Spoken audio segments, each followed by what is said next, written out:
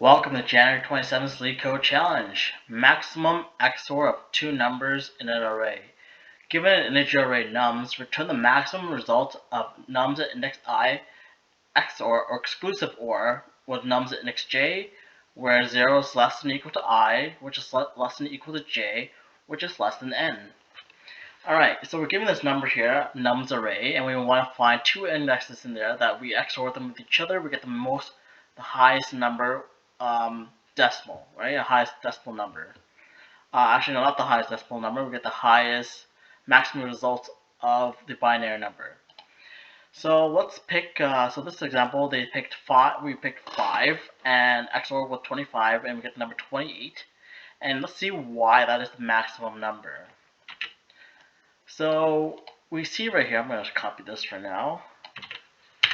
We see that the binary number of 5 is 00101, and for 25 it's 11001. If we XOR with each other, or exclusive OR, we know that the exclusive OR pattern or logic is like as such. So you get 0 XOR XOR 0, which is equal to 0. We have 0 XOR 1, which is equal to 1. You have 0 XOR 1, 1 XOR 0, I should say, is equal to 1. And we have 1 XOR 1 equal to 0. So this is exclusive OR, so that means that any number that's XOR with a number with another number other than itself becomes a 1. Any number that's XOR with itself or the same value becomes a 0, or is 0, right? 1 XOR 1 is 0. So that's the rule, and we pretty much XOR by each value, so we know that this is going to be the highest value, which is going to be 1100, which is equal to 28. So that's possible maximum results resulting from this number set. However, if we have, for instance, using the second example here, nums there. If we if we pick two numbers, say 26 and 36 and 91, which are the binary representation here, we get an array. We get a binary value of all ones, which equals to basically 127. If we were to count 7 digits. Right, so our constraints on the length of nums is between 1 to 2 to the 10 to the power 5, and nums at index I is between 0 to 10 to the power 31 minus 1. So we know that this has to do with the 23 being the highest bit number. So that's pretty much the explanation. So in this solution, we are going to try to implement what's called a Trie data structure, also known as a data tree or prefix tree, in order to help us solve this question. And so we're going to use some XOR logic in there as well, some bit masking, some bitwise manipulation, and a Trie structure. So let's intuitively think of why we could use this approach and how some kind of intuition to use behind this. So let's say we have two values, right? We have n at index I and index j, which are two numbers such that if we XOR them together, we produce the maximum value amongst the other pairs, as we gave some examples before, right here, right? I'm just gonna leave this here for a bit. So let's define a number called m, where it's going to be the maximum number, right? Our maximum number result, is going to be the number that we're going to return as an output. So I'm just going to call this out. I'm just going to put an output right here. So the maximum result is going to be output, which is the maximum number, and assign that to 0, because if we have 0 being the nums given, then the highest number is going to be 0 anyways.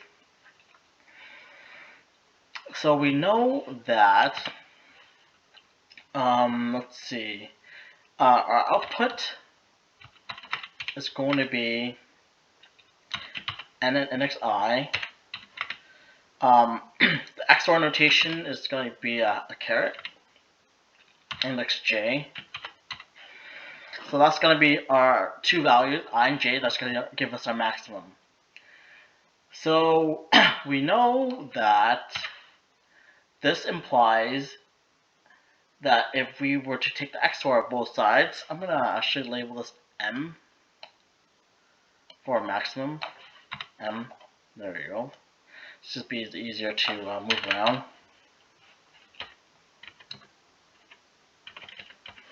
We know that this implies that M, let's see, n sub j is equal to n sub I caret n sub j caret n sub j. And then we also know this implies that all this is equal to n sub I caret n sub j caret n sub j, because the XOR function is associative. Let's just put some comment there. XOR is associative. Right, that's some binary manipulation, bitwise manipulation logic there, or math, I should say. And that we know that if n sub I is XOR with 0, then that implies that n sub I is equal to the I, because if we XOR 0 to any other value, is going to equal to itself, right? That's pretty much it. And we're going to use this concept of number 0 here to use as a mask as well.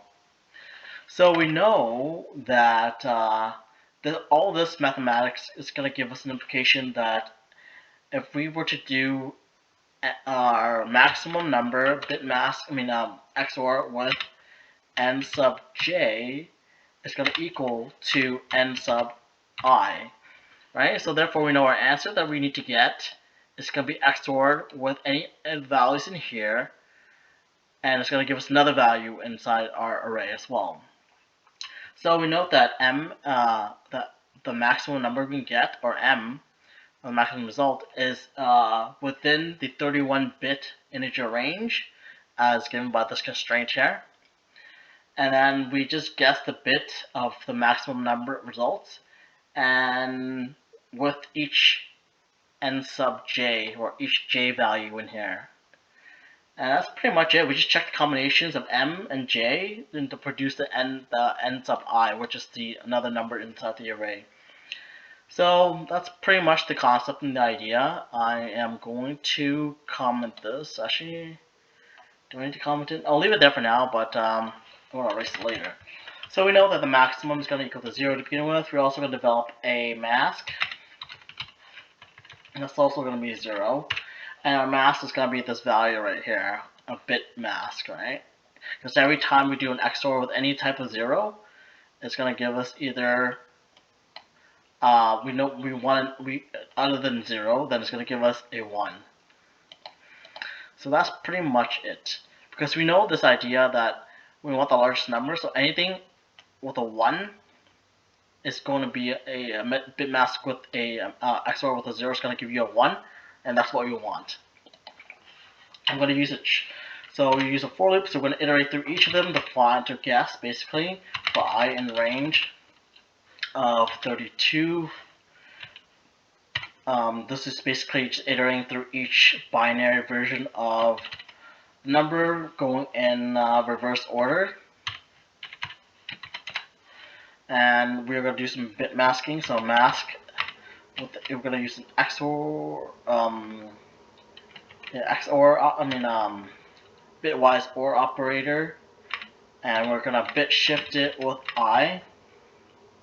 So every time we iterate through I, we're going to just move one value to the left, right? It's a left shift bitwise movement.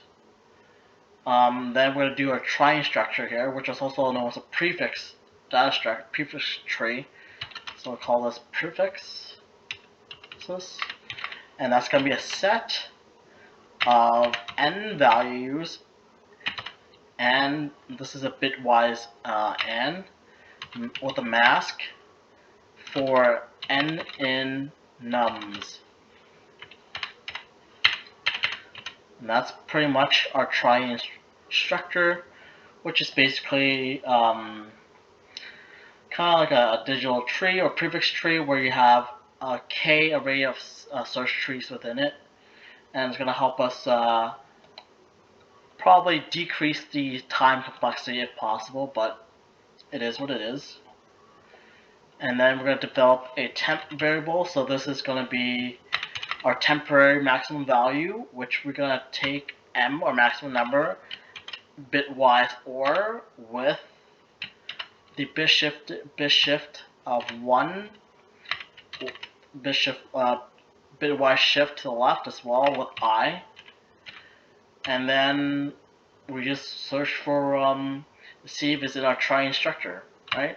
So if any prefix that is XOR'd with our temp variable that we take with our bitwise OR with our maximum bit up here, we are going to, in prefixes, for prefix and prefixes.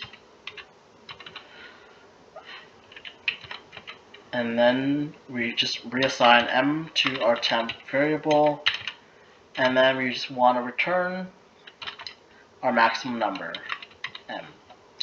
Let's erase all this, run the code.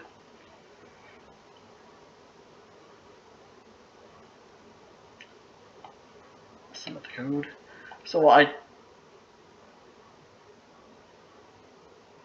oh, there you go. It works. So this is quite, let's see this time, oh shit.